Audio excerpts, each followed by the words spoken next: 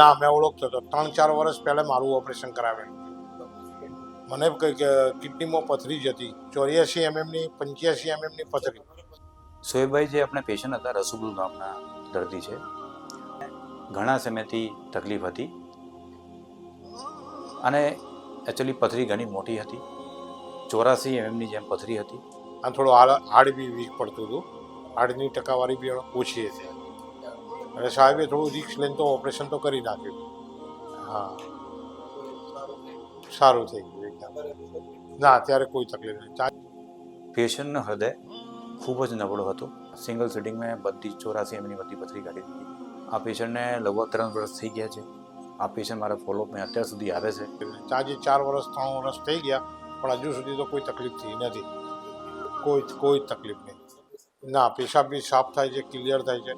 એના પછી 3-4 વિઝિટો સાહેબ જોડે થઈ, પણ બધું ક્લિયર બતાવે છે. રિપોર્ટ બી કરાયા, સોનોગ્રાફી બી કરાય, બધું સારું આવે છે. ના, સાહેબનું કામ એક નંબર સારું.